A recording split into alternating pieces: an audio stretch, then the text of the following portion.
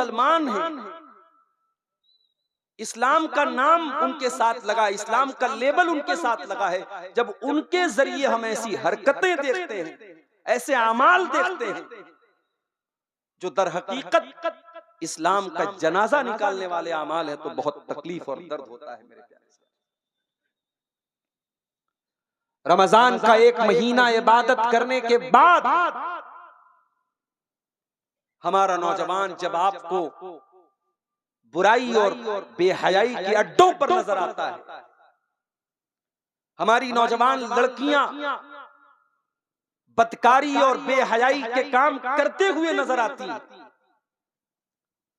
और कल तक तो बड़े बड़े शहरों का मामला था, कलकत्ता और दिल्ली और मुंबई और बेंगलोर जैसे शहरों की बात, अब तो भागलपुर का इलाका हो, पाकुड़ का इलाका हो, बरहरवा का इलाका हो, फरक्का का इलाका हो, छोटे छोटे कस्बों और टाउन से भी हम इस तरीके के मनाजिर देखते हैं कि मुसलमान लड़की है और किसी के साथ बाइक पर जा रही है, किसी के साथ पार्क में तमाशे कर रही है, किसी के साथ स्टेशन पर बैठ करके उससे सट करके बातें कर रही है, और इस बात का भी कोई अता पता नहीं, इस बात की भी कोई गारंटी नहीं कि जिस लड़के के साथ वो बैठी है वो लड़का मुसलमान भी है या नहीं। कितनी बार ऐसा मंजर देखने को मिलता है, बुर्का पहनी हुई लड़की और दस्ताने पहन करके घर से निकली, इतने बड़े पर्देबाज घर की है, इतने दीनदार घर की है कि सर से पैर तक नकाब भी पहन करके निकली और हाथों में दस्ताने भी पहन करके निकली है, और जिस लड़के के साथ वो गुलछर्रे उड़ाती नजर आ रही है, लड़के के हाथ के कड़े और लड़के के हाथ का कलावा ये बता रहा है वो लड़का गैर मुस्लिम। समाज कहां जा रहा है मेरे प्यारे, ये सोसाइटी कहां जा रही है? कौन सा ऐसा गांव है मुसलमानों का जहां शराब नहीं पी जा रही? ऐसे ऐसे केस हमारे सामने आ रहे हैं कि आंखें दंग हो जाती हैं, हैरानी होती है कि कहां जा रहे हैं हम। मौलाना साहब शादी हुई है फला लड़का लड़की की, 3 ही महीने के बाद बच्चा पैदा हो गया, कहां जा रहा है हमारा समाज? बेहयाई, ज़िनाकारी, शराब नोशी। उसके बाद अगर हमें और आपको ये शिकवा है कि इस्राइल हम पर बम बरसा रहा है और धमाके से जमीन से लोग हवाओं में उछल रहे हैं और छोटे छोटे बच्चों की कटी हुई लाशें हमारे सामने आ रही हैं, तो मुझे कहने दीजिए मेरे प्यारे साथी, अल्लाह हमसे बहुत नाराज है, और अल्लाह जब नाराज होता है तो उसकी नाराजगी बहुत बहुत सारी शक्लों में हमारे सामने नजर आती है। कभी जालिम बादशाह आपके ऊपर मुसल्लत कर दिया जाएगा, कभी महंगाई और इक्तिसादी परेशानियां आपके ऊपर लाद दी जाएंगी, कभी ऐसे हालात आ जाएंगे, सूखा पड़ जाएगा, कहत साली आ जाएगी, बारिश के लिए एक एक कतरे के लिए तरसेंगे इंसान, और कभी ऐसे हालात आ जाएंगे कत्ले आम होगा और एक तरफ से पूरी पूरी बस्तियों को मिटा दिया जाएगा, काट दिया जाएगा। कुल हुवल कादिरु अला अन यबअसा अलैकुम अज़ाबम मिन फौकिकुम औ मिन तहति अर्जुलिकुम औ यल्बिसकुम शिया। ऐ नबी आप ऐलान कर दीजिए, बता दीजिए, अल्लाह ताला 3 तरीकों से तुम्हारे ऊपर अपना अजाब नाजिल कर सकता है। कभी आसमान से अजाब आएगा बिजली की शक्ल में, बारिश की शक्ल में, कभी जमीन के नीचे से अजाब आएगा जलजले की शक्ल में, भूकंप की शक्ल में, और कभी अल्लाह ताला औ यल्बिसकुम शिया, तुम्हें आपस में गुत्थम गुत्था कर देगा, लड़ा देगा, तुम्हारे बीच में आपस में इख्तिलाफ पैदा कर देगा, तुम एक दूसरे को मरने मारने पर आमादा हो जाओगे। अल्लाह का अजाब किसी भी शक्ल में आ सकता है, लेकिन हाँ, अल्लाह का अजाब बिला वजह नहीं आता, अल्लाह किसी पर जुल्म नहीं करता। वमा रब्बुका बिज़ल्लामिल लिल अबीद, आपका रब अपने बंदों पर जुल्म करने वाला नहीं है। मा यफ़अलुल्लाहु बिअज़ाबिकुम इन शकरतुम व आमनतुम। मेरे बंदो, अगर तुम ईमान वाले बन जाओ, तुम अल्लाह का शुक्रिया अदा करने वाले बन जाओ, तुम फर्मा बरदार बन जाओ, तो अल्लाह को क्या पड़ी है, अल्लाह तुम पर अपना अज़ाब क्यों नाजिल करेगा। व कान अल्लाहु शाकिरन अलीमा। अल्लाह तो तुम्हारी छोटी छोटी नेकियों पर बड़ा बड़ा सवाब देने वाला है। अल्लाह तो तुम्हारे दिलों का हाल जानने वाला है। अल्लाह तुम पर बिला वजह अपना अज़ाब नाज़िल नहीं करेगा। अल्लाह का तो वादा है, वलौ अन्ना अहलल कुरा आमनू वत्तक़ौ लफ़तहना अलैहिम बरकातिम मिनस समाई वल अर्ज़। ये बस्ती वाले, ये गांव वाले, ये इलाके वाले, ये शहर वाले अगर ये मुत्तकी बन जाएं, परहेजगार बन जाएं, अल्लाह से डरने वाले बन जाएं, अल्लाह का वादा है अल्लाह आसमान की बरकतों के दरवाजे उनके ऊपर खोल देगा, अल्लाह जमीन की बरकतों के दरवाजे उनके ऊपर खोल देगा। आज हिंदुस्तान के हालात, अब तो क्या मैं बयान करूं, कभी कभी मैं सोचने लगता हूं। ये हमारे यूट्यूबर भाई बेचारे बैठे हैं, इनका कोई भरोसा नहीं, बात कुछ होगी शीरा कुछ लगा देंगे। और न्यूज चैनल वाले तो मसाला खोजते हैं यूट्यूब के ऊपर कि किसी आलिम का कोई हमें मसाला मिले और हम उसको न्यूज चैनल पे चलाएं। मेरे प्यारे साथियों, बड़ा नाजुक दौर चल रहा है। जिस मुल्क में आपने 1000 साल हुकूमत की, उस मुल्क में आज आप इस लेवल पर क्यों पहुंचे हैं, ये गौर करें। कौन सी ऐसी सलाहियत थी, कौन सी ऐसी ताकत थी जो अल्लाह ने आपको नहीं दी, मगर हमने अपनी सलाहियतों का गलत इस्तेमाल किया, अपनी ताकतों का मिसयूज किया। हमें अल्लाह ताला ने इस मुल्क में बहुत कुछ दिया था, हम चाहते इनकलाब पैदा हो सकता था इस मुल्क में, मगर जब हमें हुकूमतें मिली, ताकत मिली, हमें ओहदे मिले, हमने उनका गलत इस्तेमाल किया। मेरे प्यारे साथी, हमें अपना इतिहास पढ़ने के बाद, अपनी तारीख पढ़ने के बाद कभी कभी अफसोस होता है कि इस मुल्क में हम क्या कर सकते थे और हमने क्या किया। याद रखो मेरे प्यारे साथी, इंसान को अल्लाह ताला जितना बड़ा मकाम देता है, उतनी बड़ी रिस्पॉन्सिबिलिटी और जिम्मेदारी भी देता है। दुनिया की और कौमों से वो सवाल नहीं होगा जो हमसे और आपसे होगा। अल्लाह ने हमें मुहम्मदुर रसूलुल्लाह का उम्मती बनाया है, अपने आखिरी नबी का उम्मती बनाया है। ये बहुत बड़ा मकाम है, ये बहुत बड़ी पोजीशन है, और इस पोजीशन के साथ हमारी जिम्मेदारी भी बहुत है। कुरान कहता है, कुंतुम खैरा उम्मतिन उखरिजत लिन्नास। ऐ मुसलमानों, तुम दुनिया की सबसे बेहतरीन उम्मत हो, the best community of the world. तुम दुनिया के सर्वोत्तम समाज हो, सबसे बेहतरीन कौम हो, सबसे बेहतरीन उम्मत हो। उखरिजत लिन्नास, तुम्हें निकाला गया है इंसानियत के लिए, मानवता के लिए, लोगों को कुछ देने के लिए। तामुरूना बिल मारूफ, तुम नेकियों का हुक्म देते हो, व तनहौना अनिल मुनकर, तुम बुराइयों से रोका करते हो, व तुमिनूना बिल्लाह, और तुम अल्लाह के ऊपर ईमान रखते हो। अल्लाह ने इस आयत के अंदर हमारा मकाम भी बता दिया, हमारी पोजीशन भी बता दी, और अल्लाह ने हमारी जिम्मेदारी भी बता दी। ऐ मुसलमान, तो दुनिया की सबसे बेहतरीन कौम है, मगर ये मकाम जो तुझे मिला है, ये सम्मान जो तुझे मिला है, ये ऑनर जो तुझे मिला है, ऐ मुसलमान, तुझे 3 काम करना पड़ेगा। तामुरूना बिल मारूफ, तुझे नेकी का हुक्म देना पड़ेगा, व तनहौना अनिल मुनकर, तुझे बुराइयों से रोकना पड़ेगा, व तुमिनूना बिल्लाह, तुझे अल्लाह के ऊपर ईमान रखना होगा। जितनी बड़ी जिम्मेदारी होती, जितना बड़ा मकाम, उतनी बड़ी जिम्मेदारी। हमारे प्यारे नबी को देखो मेरे प्यारे साथी, अब्दुल्लाह बिन मसूद रज़ी अल्लाह ताला अन्हु अल्लाह के नबी के पास आते हैं।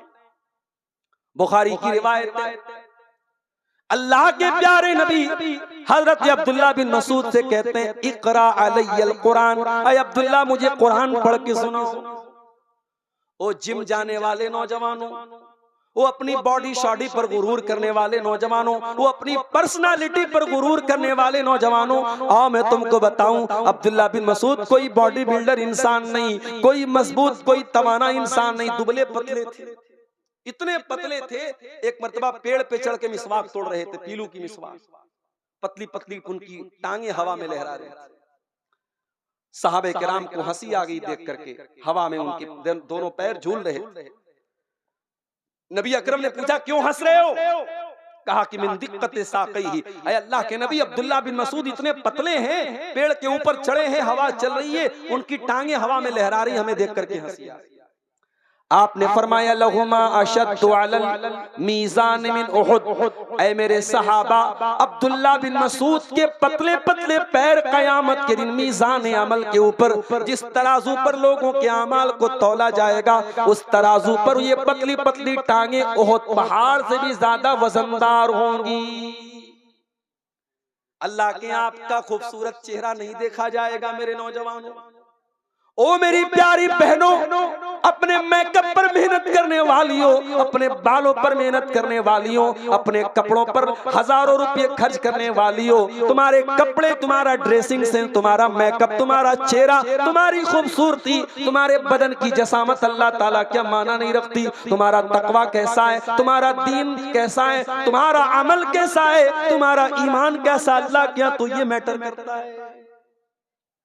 अब्दुल्ला बिन मसूद दुबले पतले इंसान, कोई हमारे नौजवानों के अंदर जो एक भाई स्मार्ट होना चाहिए, बंदा हैंडसम होना चाहिए, वो सारा क्राइटेरिया, दुबले पतले। मगर अल्लाह कुरान पढ़ते तो इतना प्यारा कुरान पढ़ते हैं। अल्लाह के नबी सहाबा से कहते हैं जिसको कुरान बिल्कुल ताजा ताजा सुनना हो, ऐसा सुनना हो जैसे कुरान उतर रहा है, वैसा कुरान अगर किसी को सुनना हो तो अब्दुल्ला बिन मसूद से कुरान। आज के दौर में भी अल्लाह ताला हिफाजत करे, हरमैन के जो इमाम हैं उसमें से एक इमाम की क़िरात आज भी जब सुनो, अब तो वो रिटायर हो गए, अब इमामत नहीं कराते हैं, मगर आज भी यूट्यूब के ऊपर कोई वीडियो आ जाए, हरम की मस्जिद हो, खाने काबा सामने हो और शेख सऊद अश-शुरैम कुरान पढ़ रहे हो, ऐसा लग रहा है कि कुरान अभी उतर रहा है हमारे साथ, रोंगटे खड़े हो जाते हैं, दिल पर डायरेक्ट वो कुरान असर करता है। मेरे प्यारे साथियों, अच्छी आवाज में कुरान पढ़ा जाए तो आज भी उसके अंदर बड़ी अपील हो। नबी अकरम ने फरमाया अब्दुल्ला मुझे कुरान पढ़ के सुनाओ। कहा अल्लाह के नबी मैं आपको कुरान कैसे पढ़ के सुनाऊं? व अलैका उनजिल, ये कुरान तो आप ही के ऊपर उतरा है। कहा अब्दुल्ला इन्नी उहिब्बु अन अस्माहु मिन गैरी, आज मैं दूसरे के मुंह से कुरान सुनना चाहता हूं। ओ मुसलमानों, तुम्हारे नबी तो कुरान उनके ऊपर उतरा था, वो तो साहिबे कुरान थे, वो तो कुरान को हमेशा पढ़ते रहते थे, पढ़ाते रहते थे। वो नबी कुरान को सुनने की ख्वाहिश जाहिर कर रहे हैं। ऐ नौजवान, जा करके अपने यूट्यूब की हिस्ट्री जा करके चेक कर लेना, अपने फेसबुक के वीडियोस की हिस्ट्री जा करके चेक कर लेना, तूने कितनी मर्तबा कुरान को सुना है। जाओ, कोई तकरीर सुनने की जरूरत नहीं, अपने गरेबानों में झांक लो, अपने यूट्यूब की हिस्ट्री जाके देख लो, तुमने पिछले 24 घंटे में कितनी बार अल्लाह का कुरान सुना।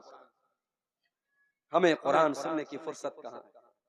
हमें बॉलीवुड के गाने, फिल्मी गाने, म्यूजिक, इन सब चीजों में मजा आता है, हमें कुरान सुनने में लज्जत नहीं आती। नबी अकरम अब्दुल्ला बिन मसूद से कह रहे अब्दुल्ला मुझे कुरान सुनाओ, मैं सुनना चाहता हूं दूसरे के। अब्दुल्ला बिन मसूद कहते हैं फ़क़रातु अलैहि सूरतन निसा, मैंने अल्लाह के नबी के सामने सूरह निसा पढ़ना शुरू किया। मैं पढ़ता चला गया, अल्लाह के नबी सुनते चले गए। जब पढ़ते पढ़ते मैं सूरह निसा की आयत नंबर 41 पर पहुंचा, आयत नंबर 41 पर पहुंचा, जिसमें अल्लाह ने फरमाया फ़कैफ़ इज़ा जिना मिन कुल्लि उम्मतिन बिशहीद व जिना बिका अला हाउलाई शहीदा। ऐ मेरे नबी, उस वक्त आपका क्या हाल होगा जब हम हर उम्मत में से एक गवाह लाएंगे, हर उम्मत में से उसके रसूल को गवाह बनाएंगे, और ऐ नबी हम आपको तमाम के तमाम नबियों के ऊपर और तमाम की तमाम उम्मतों के ऊपर हम आपको गवाह बनाएंगे। अब्दुल्ला बिन मसूद कहते हैं जब मैं इस आयत के ऊपर पहुंचा, मुझसे प्यारे रसूल ने फरमाया, ऐ अब्दुल्ला हस्बुकल आन, अब बस कर दे, अब रुक जा, अब तिलावत रोक दे। कहते मैंने नजरें उठा के देखा, फैजा ऐनाहु तजरीफान, जनाबे मोहम्मद रसूलुल्लाह की आंखों से आंसू बह रहे थे, अल्लाह के नबी रो रहे थे। वो जो कयामत के दिन आपके कंधे पर जो जिम्मेदारी डाली जाएगी, उस जिम्मेदारी का एहसास आपको था, इसलिए उस जिम्मेदारी को महसूस करके आप रो रहे थे। नबी तो जिम्मेदारी को महसूस करके रो रहे, हमें और आपको अपनी जिम्मेदारी का एहसास। मेरे भाइयों, हमें से हर शख्स किसी न किसी चीज का जिम्मेदार है।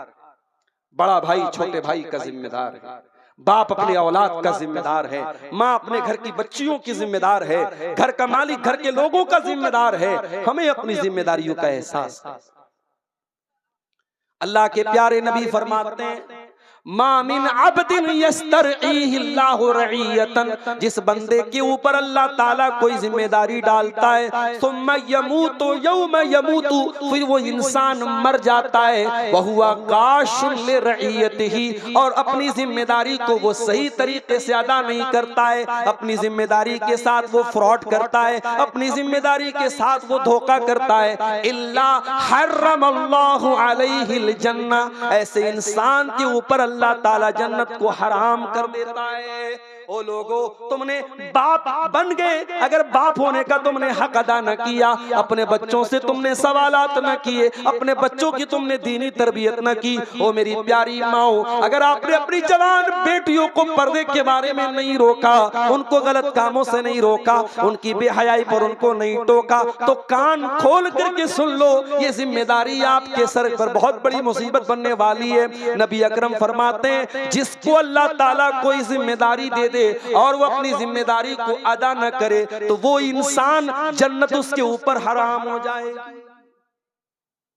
मैं कभी कभी बोलता हूं, हमारी नौजवान लड़कियां ऐसे ही तो बेपर्दा नहीं, कहीं ना कहीं तो हमारी रस्सी ढीली पड़ी है, कहीं ना कहीं तो हमने छूट दे के रखी है, वरना आज भी क्या मजाल है, अगर माँ बाहया हो, माँ पाक दामन हो, बाप नेक हो, बेटी की क्या मजाल है कि वो बेहयाई।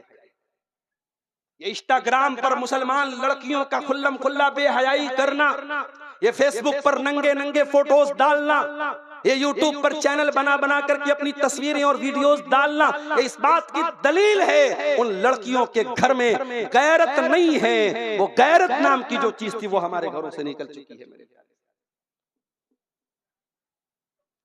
जब किसी कौम की गैरत मर जाए तो उस कौम की लड़कियां और औरतें बेपर्दा और बेहया होती हैं, इसमें कोई हैरत की बात नहीं। इसीलिए अल्लाह के प्यारे नबी फरमाते हैं, सलासतुन ला यंजुरुल्लाहु अज़्ज़ा व जल्ला इलैहिम यौमल क़ियामा, तीन लोग ऐसे हैं जिनकी तरफ अल्लाह ताला कयामत के दिन न तो देखेगा, वला युकल्लिमुहुम, न तो उनसे बात करेगा, वला युज़क्कीहिम, न उनको गुनाहों से पाको साफ करेगा। इतने बदनसीब लोग होंगे, अल्लाह ताला बात भी नहीं करेगा, देखेगा भी नहीं, अल्लाह ताला उनको गुनाहों से पाक और साफ भी नहीं करेगा।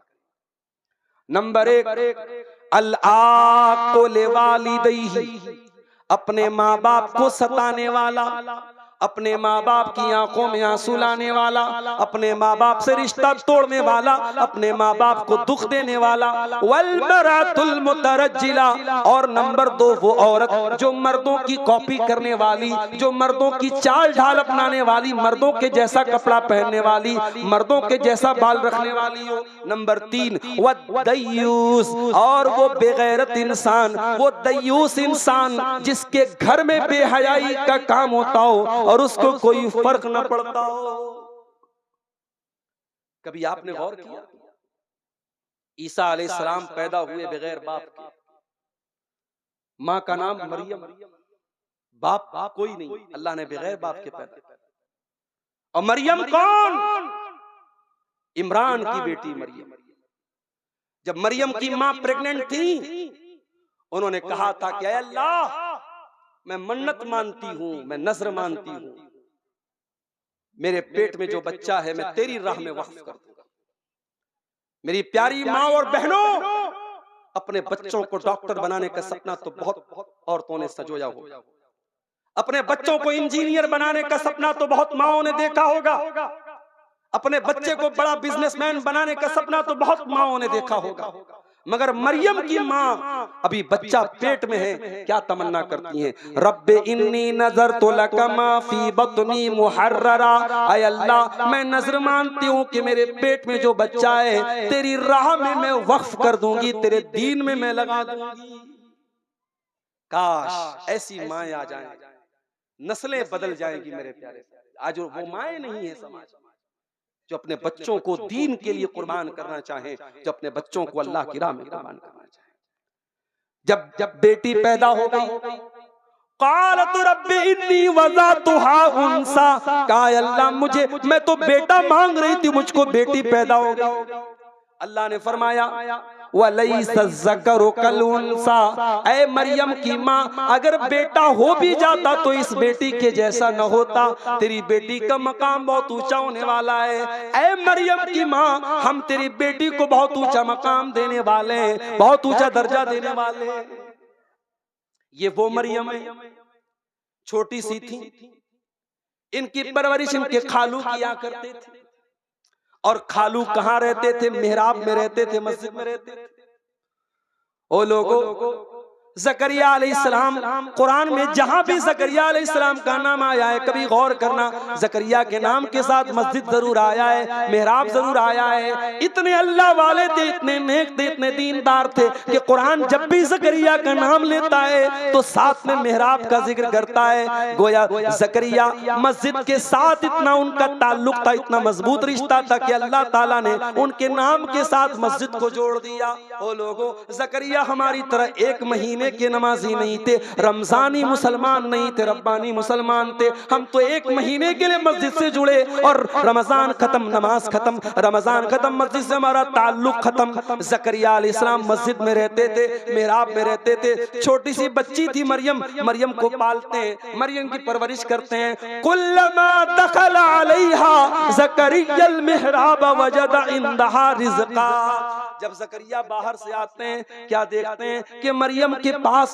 बगैर मौसम का फल रखा हुआ है। आम का मौसम नहीं, आम रखा हुआ है, अमरूद का मौसम नहीं, अमरूद रखा है, सेब का मौसम नहीं, सेब रखा है। काला या मरियम अन्ना लकी हाजा, पूछा है मरियम ये फल तेरे पास कहां से आया?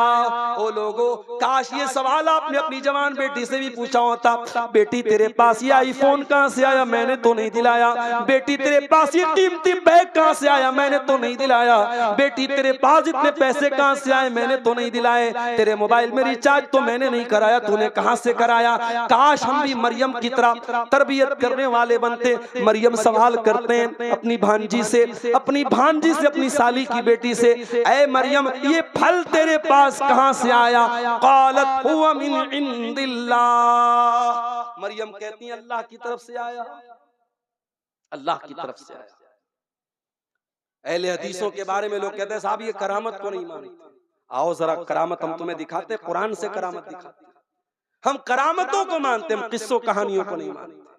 उल्टी सीधी जो मन में आए किताबों में लिख दो और कहो कि साहब ये बुजुर्गों की करामत है, हम ऐसी करामतों को नहीं मानते। जो ऑथेंटिक सोर्स से साबित है, मरियम की करामत कुरान से साबित है, हम मानते। बेमौसम का फल आ रहा है मरियम के पास। जब ज़करिया अलैहिस्सलाम ने देखा बेमौसम का फल इसके पास आ रहा है, ज़करिया के दिल में ख्याल आया, हुनालिका दआ ज़करिया रब्बहू क़ाला, हजरत ज़करिया अलैहिस्सलाम अल्लाह की बारगाह में हाथ उठाते दुआ करते हैं, ऐ अल्लाह रब्बी हबली मिन लदुनका ज़ुर्रियतन तय्यबा इन्नका समीउद दुआ। ज़करिया अलैहिस्सलाम दुआ करते हैं अल्लाह तू मुझको भी नेक बेटा दे दे, मुझको भी पाकीज़ा औलाद दे दे। ऐ अल्लाह अगर तू मरियम को बेमौसम का फल दे सकता है तो मुझको तू बगैर वक्त के बुढ़ापे में तू मुझको औलाद क्यों नहीं दे सकता? ये मरियम है। जब मरियम के पास फरिश्ता आता है और आकर के कहता है कि ऐ मरियम तुझे बेटा होने वाला है, मरियम तो परेशान हो जाती है, मुझे बेटा होगा? कहा कि हाँ तुम्हें होगा। कहा अरे मेरी तो शादी नहीं हुई, मुझे किसी ने टच नहीं किया, मुझे कहां से बेटा होगा? कहा कि अल्लाह का हुक्म है तुझे बेटा होगा।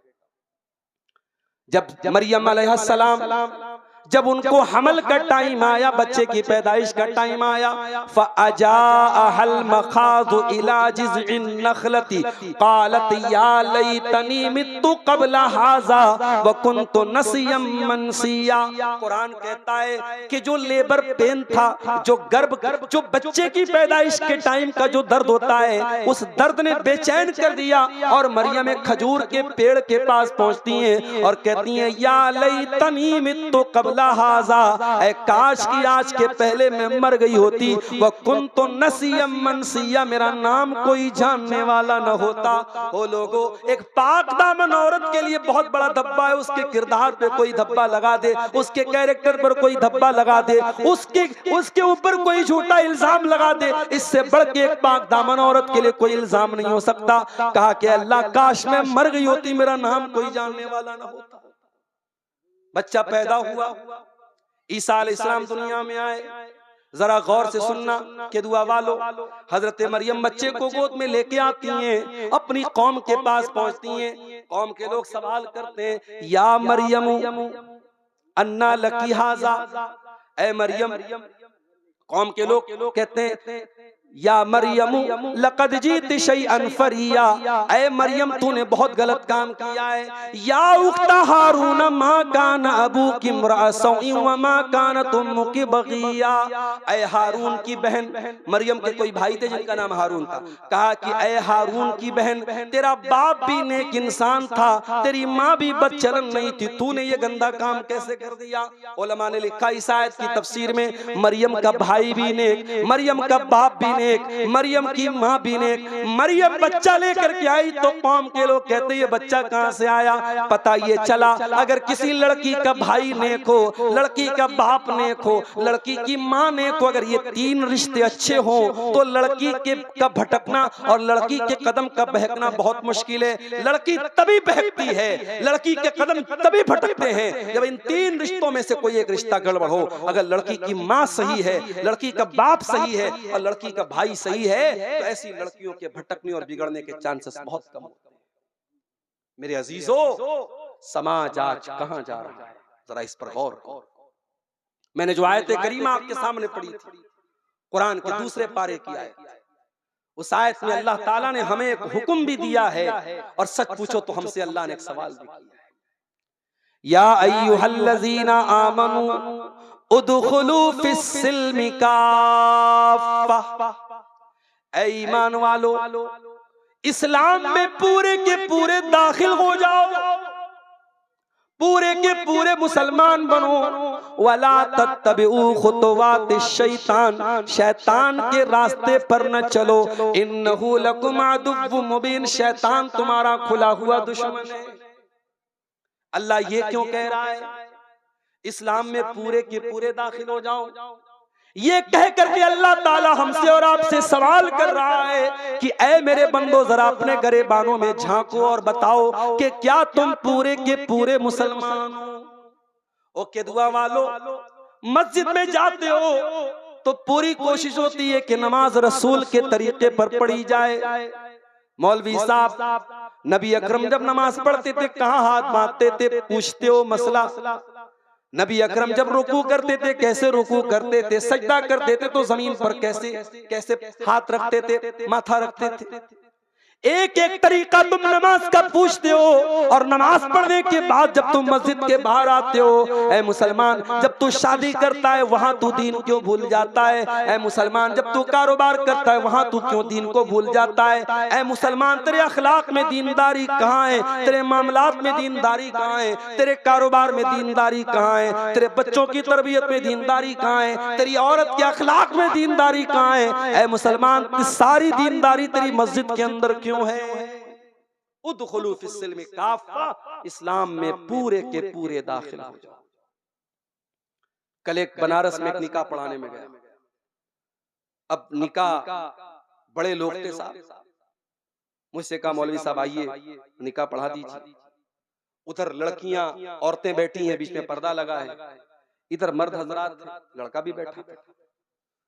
अब जब निकाह होने लगा, लड़की से जब इजाजत ली जाने लगी, तो जो कैमरामैन वहां पे रिकॉर्डिंग कर रहा है वो घर वालों से पूछ रहा है कि अच्छा अंदर जाके मैं वीडियो ले लूं, तो घर वाले फट से कहते हाँ जाओ ले।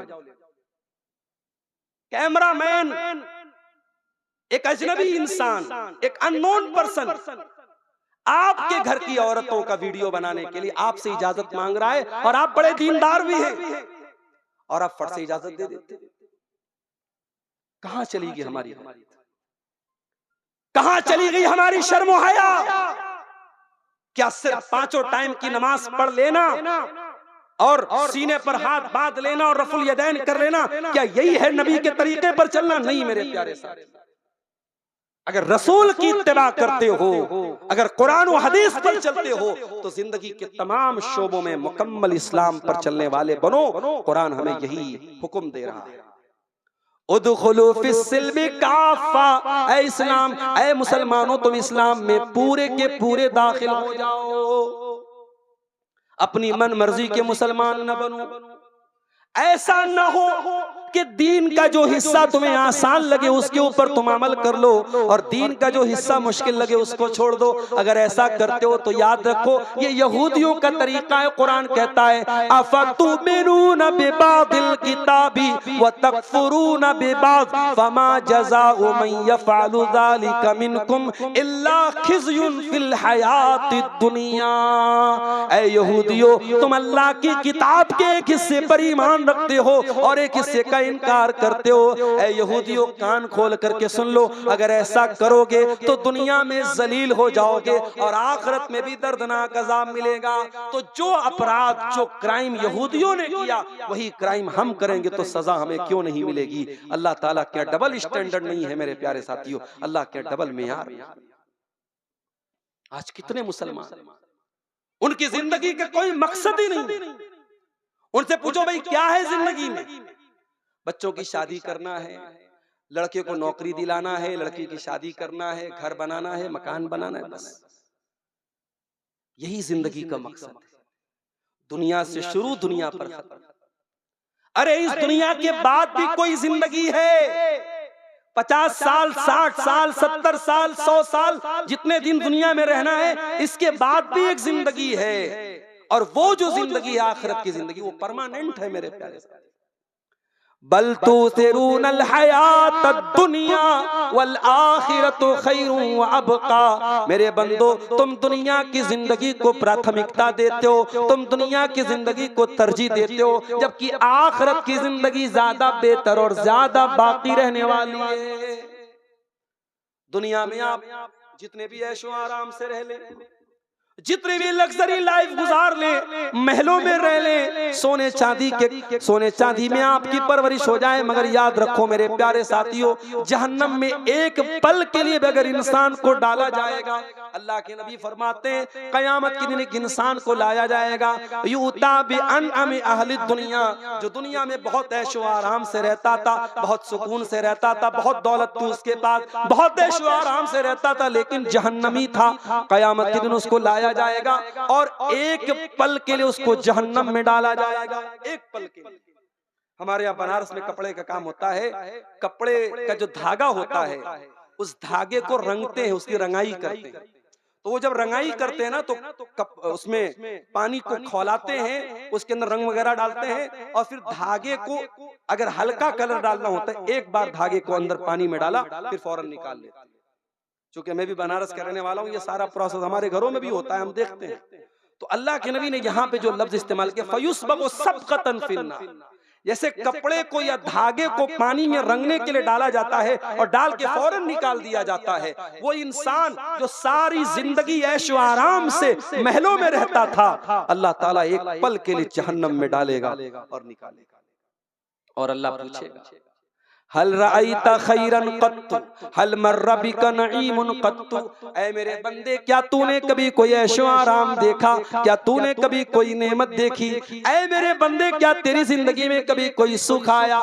वो सारी जिंदगी ऐशो आराम से रहता था, सिर्फ एक पल के लिए जहन्नम में जाने के बाद कहेगा मा रअयतु खैरन कत्तु। ऐ अल्लाह, मैंने कभी कोई भलाई नहीं देखी, मैंने कभी कोई सुख नहीं देखा, सारी जिंदगी में परेशान रहा, मैं दुखों में रहा, मैं तकलीफों में रहा, आय अल्लाह मैंने कभी कोई सुख नहीं देखा।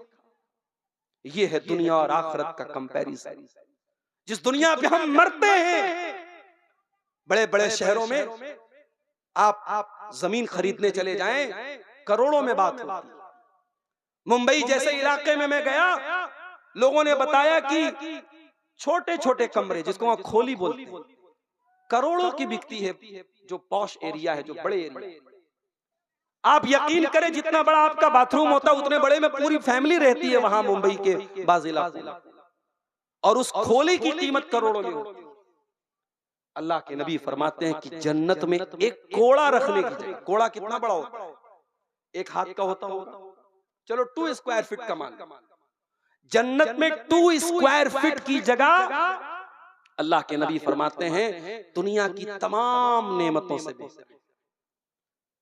दुनिया की लड़कियों की तरफ भागने वालों और दुनिया की औरतों के लिए अपने बाप को, अपनी माँ को, अपने समाज को, सबको जलील करने वाले मेरे नौजवानों, काश कि तुम्हारे अंदर जन्नत की हूरों की तलब भी तुम्हारे अंदर।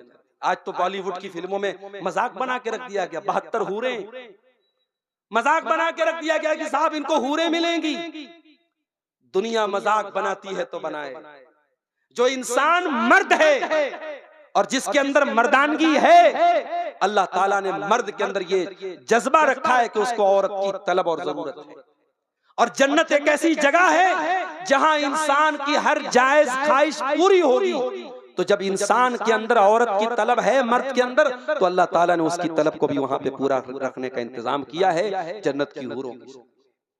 और ये जो जन्नत की हूरें हैं, अल्लाह के नबी फरमाते हैं वलौ अन्नम्रातम मिन अहलिल जन्नती तलात इलल अर्दी, अगर जन्नत की कोई औरत जमीन की तरफ झांक दे, सिर्फ झांक दे, वो आना तो दुनिया में बड़ी दूर की बात है, अगर जन्नत की औरत दुनिया की तरफ झांक दे, अल्लाह के नबी फरमाते हैं लमलअत मा बैनहुमा रिहा, उसकी खुशबू से जमीन व आसमान भर जाएंगे। उसके झांक देने से दुनिया में रोशनी भर जाएगी, दुनिया में खुशबू भर जाएगी। वला नसीफुहा अला रासिया खैरुम मिनद दुनिया व मा फिया, और अल्लाह के नबी फरमाते हैं कि जन्नत की औरत के सर पर जो दुपट्टा है वो दुनिया की तमाम नेमतों से बेहतर है। ओ दुपट्टा पहनने वाली मेरी बहनों, ओ पर्दा करने वाली मेरी बहनों, तुमको मुबारकबाद देता हूँ, तुमने जन्नती औरतों का ड्रेस अपनाया है, तुमने जन्नती औरतों का कपड़ा अपनाया है। जन्नत की औरतें भी दुपट्टा ओढ़ने वाली होंगी, वो स्कर्ट पहनने वाली नहीं होंगी, वो अपने शरीर को दिखाने वाली नहीं होंगी, वो नंगी रहने वाली नहीं होंगी। जन्नत की औरतें भी दुपट्टा रखने वाली होंगी। हमारे अंदर उस जन्नत की तलब क्यों नहीं है मेरे प्यारे साथी? उस जन्नत की तलब पैदा करो अपने अंदर, और जहन्नम के अजाब से अल्लाह की पनाह तलब करो।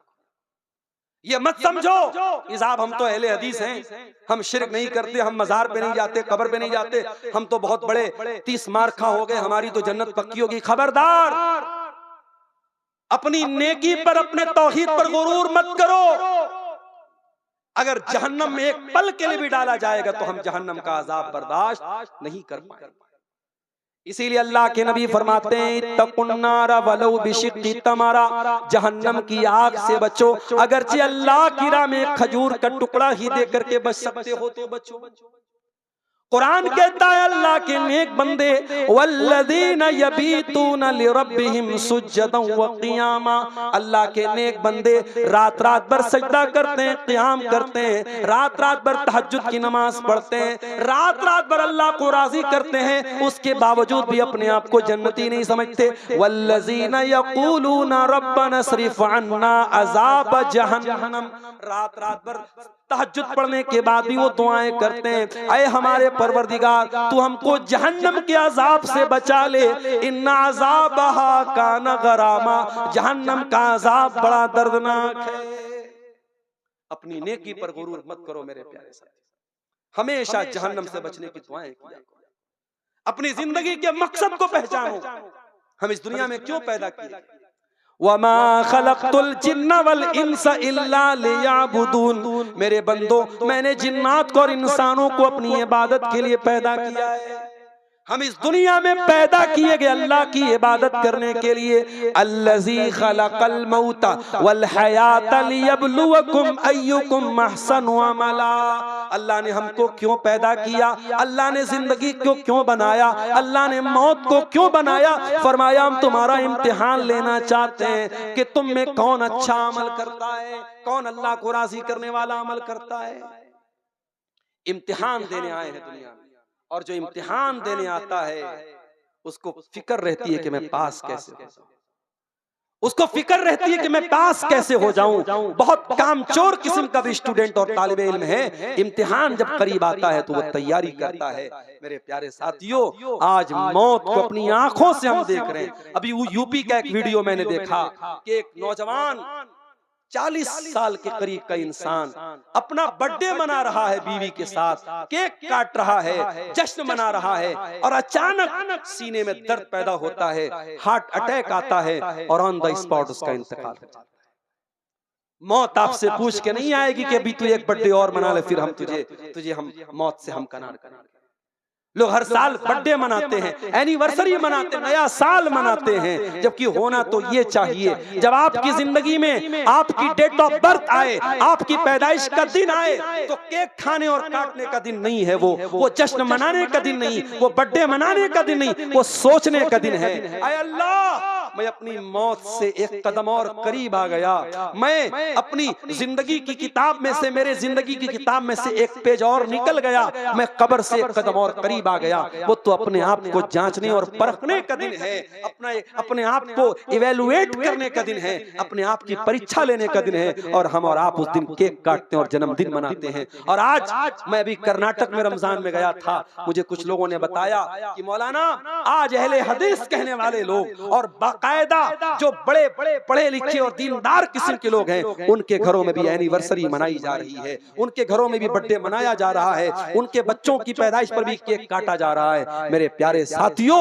याद रखो ये सारे चोंचलेबाजियां ये यहूद और नसारा के हैं, और अल्लाह के नबी ने फरमाया मन तशब्बह बिकौमिन फहुवा मिनहुम, जो किसी कौम की नकल करता है वो उन्हीं में से है।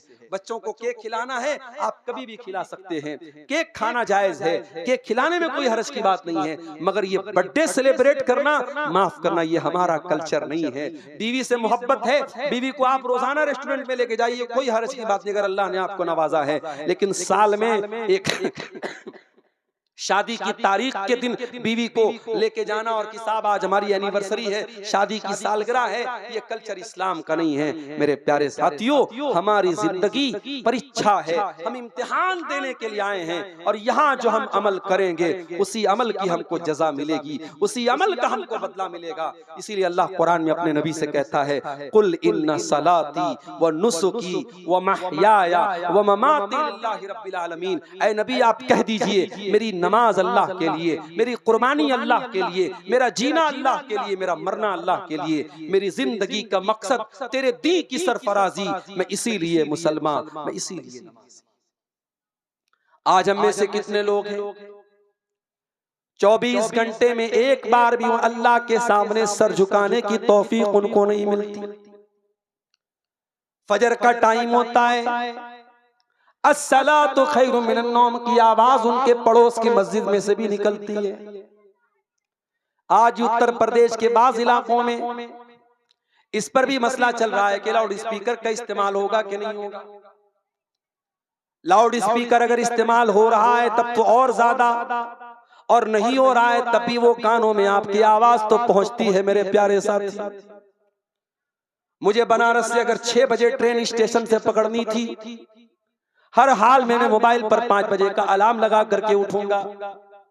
मुझे अगर बरहरवान है, आपके इलाके में आना है, ट्रेन पकड़ना है, फ्लाइट पकड़ना है, अपनी फ्लाइट और ट्रेन के टाइम से पहले मैं स्टेशन पर, एयरपोर्ट पर पहुंच जाऊं। हम ये खुद तय करते हैं कि हम किस चीज को कितना महत्व देते हैं। अगर ट्रेन हमारे लिए इंपॉर्टेंट है तो हम ट्रेन के टाइम के पहले पहुंच जाएंगे। अगर प्लेन अहम है तो प्लेन के टाइम के पहले पहुंच जाएंगे। ऐ मुसलमान, मुअज्जिन सुबह फजर की अजान में तुझे आवाज देता है सलातु खैरुम मिनन नौम, नमाज नींद से बेहतर है। अगर तेरी नमाज तेरे लिए बेहतर है, नींद से तू बिस्तर छोड़ देगा और तू मस्जिद में हाजिर हो जाएगा। अल्लाह के नबी फरमाते हैं रोजाना जब इंसान बिस्तर पे सोने जाता है, याक़िदुश शैतान वाला काफियत अहदिकुम सलासा वक़त, तो शैतान हमारे सर के पीछे हमारी गुद्दी पर 3 गिरे लगाता है, 3 गांठ लगाता है, 3 गिरे लगाता है। जब बंदा सुबह फजर के टाइम उठता है, जब बंदे की नींद खुलती है फजर के टाइम, तो शैतान की 3 गांठ में से 1 गांठ खुल जाती है, 1 गिरे खुल जाती है। और जब इंसान उठ करके दुआ पढ़ लेता है, जब इंसान उठ करके दुआ पढ़ लेता है, अल्हम्दुलिल्लाहिल्लज़ी अहयाना बादमा अमातना व इलैहि नुशूर, अल्लाह के रसूल फरमाते हैं कि एक गिरे खुल जाती है। फिर जब इंसान वजू कर लेता है, तहारत हासिल कर लेता है, पाकी हासिल कर लेता है, शैतान की 2 गिरे भी खुल जाती है। और जब इंसान फजर की नमाज पढ़ लेता है तो उसकी 3 शैतान की 3 गिरे भी खुल जाती है और इंसान बिल्कुल चुस्ती फुर्ती वाला हो जाता है, एक्टिव हो जाता है। और अगर इंसान फजर के टाइम सोया रहता है, अल्लाह के नबी फरमाते हैं शैतान की वो 3 गांठ लगी रहती है, 3 गिरे लगी रहती है और दिन भर इंसान बहुत ही खबीस तबीयत के साथ जिंदगी गुजारता है। मेरे प्यारे साथियों, जरा गौर करो, आज हम में से अक्सर नौजवान, चाहे वो मर्द हो चाहे औरतें हो, आज फजर के टाइम हम सोए पड़े रहते हैं। मेरे प्यारे भाइयों, आज अगर हम ये कहते हैं हमारे घर पे जादू है, हमारे घर पे जिन्नात ने परेशान किया है, हमारे घरों पे जो है मुसीबतें आ रही हैं, तो शैतान को तो हमने अपने ऊपर हावी होने का मौका दे दिया है। शैतान हर इंसान के सर के पीछे 3 गिरे लगाता है और जो फजर की नमाज में नहीं उठता है वो गिरे ऑलरेडी उसके ऊपर बंधी रहती है और वो गिरे की वजह से इंसान के अंदर सुस्ती तारी रहती है। इसीलिए मेरे प्यारे भाइयों, मेरी प्यारी माँ बहनों, नमाज अपने वक्त पर फर्ज है। इन्नस्सलाता कानत अलल मुमिनीना किताबम मौकूता, नमाज अपने वक्त पर मुसलमानों के ऊपर फर्ज है। नमाज का टाइम आ जाए तो फिर कोई अल्लाह ताला क्या कोई एक्सक्यूज, कोई बहाना काम नहीं करेगा। अगर आप बहुत बड़े बिजनेसमैन हैं, बहुत बड़े कारोबारी हैं, बहुत बड़े व्यापारी हैं, आपका कारोबार लाखों करोड़ों में है, लेकिन नमाज से बड़ा आपका कारोबार नहीं है। आपसे बड़े कारोबारी मक्का की सरजमीन पे जाके देख लो, मदीना की सरजमीन पे जाके देख लो, जैसे ही हरम में अजान की आवाज आती है, आप हरम के बाहर दुकान पे खड़े हैं, सामान पैक हो चुका है, आपको पैसा देना है, जैसे अजान की आवाज आएगी दुकानदार फौरन अपना शटर गिरा देगा, दुकानदार फौरन काउंटर बंद कर देगा। नहीं साहब, नमाज पढ़ने के बाद आइए। आज भी मक्का और मदीना में वो मंजर आप देख सकते हैं। मेरे प्यारे साथियों, आपके कारोबार से बड़ी नमाज है, नमाज से बड़ा आपका कारोबार नहीं है। इसीलिए कुरान कहता है रिजालुल्ला तुल्हीहिम तिजारतु वला बैउन अन जिक्रिल्लाह, अल्लाह के नेक बंदों का कारोबार, उनका लेन देन उनको नमाज से गाफिल नहीं करता है। यखाफून यौमन ततक़ल्लबु फीहिल क़ुलूब वल अबसार, वो कयामत के दिन से डरते हैं जिस दिन आंखें अपनी जगह पे नहीं रहेंगी, कलेजे अपनी जगह पे नहीं रहेंगे। मेरे प्यारे साथियों, दुनिया का हर बिजनेसमैन ये चाहता है कि उसको प्रॉफिट हो, उसको लाभ हो। कोई घाटा सहने के लिए कारोबार नहीं करता है, कोई घाटा सहने के लिए बिजनेस नहीं करता है। आओ जरा कुरान से पूछें, आओ जरा अल्लाह ताला से पूछें, अल्लाह कौन सा ऐसा कारोबार है जिसमें घाटा होने वाला नहीं है। अल्लाह जवाब देता है इन्नल्लज़ीना यतलूना किताबल्लाह, जो लोग अल्लाह की किताब की तिलावत करते हैं, वह अक़ामुस्सलाता, नमाज कायम करते हैं, वअनफ़क़ू मिम्मा रज़क़नाहुम सिर्रन व अलानिया, और हमने जो रोजी दी है उसमें से वो अल्लाह की राह में खर्च करते हैं, ज़कात निकालते हैं, खैरात निकालते हैं। अल्लाह फरमाता है यरजूना तिजारतन लन तबूर, वो ऐसी तिजारत कर रहे हैं, ऐसा बिजनेस कर रहे हैं जिसमें घाटा होने वाला नहीं है। मेरे नौजवान साथियों, अपनी जिंदगी को नमाज के साथ, और मैं एक बात कहता हूं, मैं मानता हूं कि आज हमारे नौजवानों को डिस्ट्रैक्ट करने वाली बहुत सारी चीजें, हमारे नौजवानों को बर्बाद करने वाली बहुत सारी चीजें हैं। ये इंस्टाग्राम, ये फेसबुक, ये यूट्यूब, ये व्हाट्सएप, ये सोशल मीडिया हमारी नौजवान नस्ल को दीमक की तरह बर्बाद कर रही, मैं मानता हूं। मगर मैं आपको तरीका भी बताता हूं। इन तमाम बुराइयों से अपने दामन को अगर बचाना है, एक बहुत आसान सा नुस्खा आपको बताता हूं।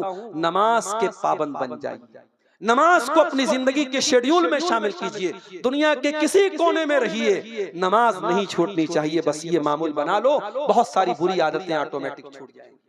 अल्लाह कुरान में कहता है इन्नस्सलात तन्हा अनिल फाहशाई वल मुनकर, बेशक ये नमाज तुमको बेहयाई से रोकेगी, बुराई से रोकेगी। नमाज के पाबंद बन जाओ, ऑटोमेटिक बुराइयों से बचाओ।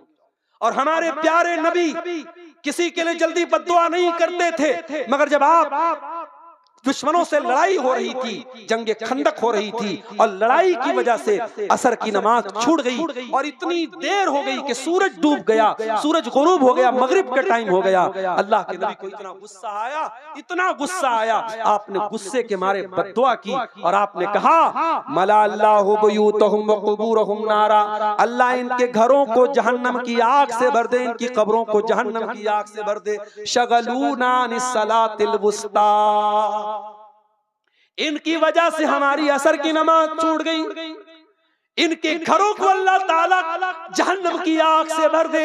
अगर आपके आईपीएल मैच की वजह से आपकी नमाज छूट रही है, अल्लाह की लानत हो ऐसे आईपीएल मैच के ऊपर। अगर आपके मोबाइल के गेम की वजह से आपकी नमाज छूट रही है, अल्लाह की लानत हो ऐसे गेम के ऊपर। अगर आपके कारोबार की वजह से आपकी नमाज बर्बाद हो रही है, मेरे प्यारे भाइयों, ये कारोबार आपके लिए मनहूस साबित होगा, ये कारोबार आपके लिए लानत का सबब साबित होगा। इसलिए मेरे प्यारे भाइयों, नमाज की पाबंदी करो और ऐसी पाबंदी करो। अल्लाह के नबी फरमाते हैं कयामत के दिन अल्लाह ताला जिन बंदों को अपने अर्श का साया देगा, उन बंदों में एक इंसान वो भी होगा व रजुलुन क़ल्बुहु मुअल्लक़ुन बिल मसाजिद, जिसका दिल मस्जिद में अटका हुआ हो।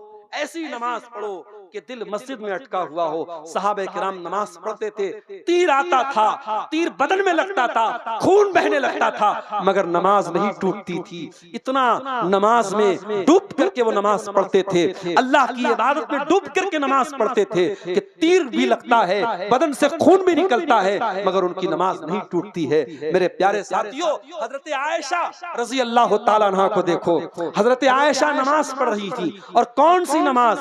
चाश्त की नमाज पढ़ रही थी। चाश्त की नमाज कब पढ़ी जाती है मालूम है आपको? जब सूरज निकलता है, निकलने के 15-20 मिनट के बाद जब सूरज थोड़ा बुलंदी पर जाता है, वो टाइम चाश्त की नमाज का होता है। चाश्त की नमाज 2 रकात भी पढ़ सकते हैं, 4 रकात भी पढ़ सकते हैं। हजरत आयशा चाश्त की नमाज पढ़ रही थी। उनके भतीजे कासिम बिन मोहम्मद, उनके भाई के बेटे उनसे मिलने के लिए आए, अपनी फूफी से मिलने के लिए आए। देखा फूफी जान नमाज पढ़ रही है, चाश्त की नमाज पढ़ रही हैं, सूरह तूर की तिलावत कर रही हैं, और हजरत आयशा सूरह तूर की इस आयत के ऊपर पहुंचती हैं। सूरह तूर में अल्लाह ने फरमाया जब जन्नती जन्नत में जाएंगे तो कहेंगे फमन्नल्लाहु अलैना व वक़ाना अज़ाबस समूम, ऐ अल्लाह तूने हम पर एहसान किया, तूने हमको जन्नत में दाखिल कर दिया, तूने जहन्नम की आग से हमको बचा लिया। हजरत आयशा कुरान की इस आयत को पढ़ रही हैं, रो रही हैं, पढ़ रही हैं, रो रही हैं। उनका भतीजा ये मंजर देखता है, वहां से निकल जाता है, मार्केट जाता है, बाजार जाता है। बहुत देर के बाद सामान वगैरह खरीदने के बाद जब दोबारा आता है, क्या देखता है? मेरी फूफी जान उसी हालत में खड़ी हैं, नमाज पढ़ रही हैं, और उसी आयत को रिपीट करती चली जा रही हैं फमन्नल्लाहु अलैना व वक़ाना अज़ाबस समूम, ऐ अल्लाह तेरा एहसान है, तेरा एहसान है हम पर कि तूने जहन्नम की आग से हमको बचा लिया। मेरे प्यारे साथियों, हजरत आयशा जैसी औरत नमाज पढ़ रही हैं, जहन्नम को याद करके रो रही हैं। हमारी और आपकी आंखों से आखिरी बार अल्लाह के खौफ से आंसू कब निकले थे? ये आंखें खुश्क हैं मौला, इन्हें रोना नहीं आता। ये आंखें खुश्क हैं मौला, इन्हें रोना नहीं आता। हमारी आंखें हमारे दिल की तरह सख्त हो चुकी हैं। हमें अल्लाह के खौफ से हमारी आंखों से मेरे भाइयों आंसू भी नहीं निकलते। जबकि अल्लाह के नबी फरमाते हैं लैसा शैउन हब्बु इलल्लाहि मिन क़त्रतैन, अल्लाह ताला को दो कतरे बहुत ज्यादा पसंद हैं। कतरतो दमिन तुहराक़ु फी सबीलिल्लाह, एक खून का कतरा जो अल्लाह की राह में बहाया जाता हो, व कतरतो दुमूइन मिन खशियतिल्लाह, और एक अल्लाह के खौफ से बहने वाला आंसुओं का कतरा। मेरे प्यारे भाइयों, इन आंखों से अल्लाह के खौफ से आंसू तब बहता है जब आंखों का दिल के साथ कनेक्शन हो। कुरान कहता है इज़ा तुलियत अलैहिम आयातुर रहमानी खर्रू सुज्जदन व बुकिया। अल्लाह के नेक बंदों के सामने जब कुरान पढ़ा जाता है वो सजदे में गिर जाते हैं, रोने लगते हैं। कुरान कहता है ईमान वालों की निशानी है व इज़ा तुलियत अलैहिम आयातुहु ज़ादतहुम ईमाना। अल्लाह के नेक बंदों के सामने जब कुरान की आयतें पढ़ी जाती हैं उनका ईमान बढ़ जाता है, उनके ईमान में इजाफा हो जाता है। मेरे प्यारे साथियों, आज न कुरान सुन करके हमारे ईमान में इजाफा होता है, न कुरान पढ़ करके हमारे ईमान में इजाफा होता है। हमें अपने दिलों का जायजा लेने की जरूरत। गुनाह करते करते, मासियत के काम करते करते हमारे दिल इतने सख्त हो चुके हैं कि इन दिलों पर कुरान की आज माफ कीजिएगा तकरीरें और जलसे और प्रोग्रामों की कमी नहीं है। जिन इलाकों में मैं नहीं गया हूं वहां पर भी जाता हूं तो लोग कहते हैं मौलाना साहब को यूट्यूब पर बराबर सुनते हैं, तकरीरें रोजाना सुन रहे हैं, मगर क्यों असर नहीं हो रहा है? समाज में वो असर क्यों नजर नहीं आ रहा है? क्योंकि दिल का जो कनेक्शन है अल्लाह ताला से वो बहुत कमजोर हो चुका है। मैं अपने नौजवान भाइयों से कहना चाहूंगा, अपनी बहनों से कहना चाहूंगा, अपनी माओ से कहना चाहूंगा, अल्लाह के वास्ते अपने दिल पर मेहनत करो। दिल को जैसे पेड़ होता है, पौधा होता है, पेड़ को बराबर आप पानी देते रहेंगे तो वो पेड़ जो है, पौधा जो है वो आगे बढ़ेगा, वरना वो सूख जाएगा। इसी बंगाल में हमारे एक दोस्त रहते हैं, उनके आम के कई बागीचे, आम के कई खेत हैं उनके। मैंने उनसे पूछा कि भाई इस साल आम की पैदावार कैसी है? तो उन्होंने कहा कि इस साल आम तो बहुत अच्छा हुआ था, मगर बारिश समय से नहीं हुई और धूप बहुत कड़ी हुई और वो सारा जो है हमारा जो आम का पौधा था वो सूख गया। दुनिया में हम देखते हैं जिस पौधे को वक्त पर पानी न मिले वो पौधा सूख जाता है, बर्बाद हो जाता है, वो फसल बर्बाद हो जाती है। मेरे प्यारे साथियों, इस दिल को भी पानी देते रहो, इस दिल को अल्लाह के डर का पानी देते रहो, इस दिल को कुरान और हदीस का पानी देते रहो। इस तरीके की मजलिसें और प्रोग्राम, इसको सिर्फ एक कल्चर न बनाओ, एक ट्रेडिशन न बनाओ, एक रिवाज न बनाओ। इस तरीके के प्रोग्रामों में और खास तौर से जो तबलीगी और दावती प्रोग्राम होते हैं वहां आओ तो ये सोच करके आओ कि हम वहां जाएंगे और जो बातें सुनेंगे उस पर अमल करेंगे। सहाबे किराम अल्लाह के नबी से 10 आयतें सीखते थे तो उन 10 आयतों पर पहले अमल करते थे। मेरे प्यारे साथियों, आज हमारे यहाँ रात भर तकरीर सुनने का कल्चर है, रात भर प्रोग्राम होते हैं और बड़े बड़े जलसे हमारे इलाके में होते हैं, मगर जब उस रिजल्ट की बात करते हैं, जब प्रोग्रामों से हमने क्या हासिल किया, क्या हमारे अंदर तब्दीली आई, जब हम वो देखते हैं समाज में हमें कोई तब्दीली नजर नहीं आती। दिन ब दिन बुराइयां बढ़ रही हैं, बुराइयों का ग्राफ बढ़ रहा है। मेरे प्यारे साथियों, याद रखो, जब तक हम दिल पर मेहनत नहीं करेंगे, दिल की कठोरता को कम नहीं करेंगे, दिल को नर्म नहीं बनाएंगे, और याद रखो कयामत के दिन जब तक ये दिल हमारा सही नहीं होगा हम कामयाब नहीं हो सकते। इब्राहीम अलैहिस्सलाम की एक दुआ अल्लाह ने कुरान में हमें सिखाई है। इब्राहीम अलैहिस्सलाम अल्लाह से क्या दुआ करते हैं? वला तुखज़िनी यौम युबअसून यौम ला यनफ़उ मालुन वला बनून इल्ला मन अल्लाह बिक़ल्बिन सलीम। आय अल्लाह, मुझे कयामत के दिन तू रुसवा न करना जिस दिन ना माल काम आएगा ना औलाद काम आएगी। आय अल्लाह, तू कयामत के दिन हमें रुसवा न करना, उस दिन वही कामयाब होगा जो अल्लाह तेरे पास साफ सुथरा दिल लेकर के आएगा।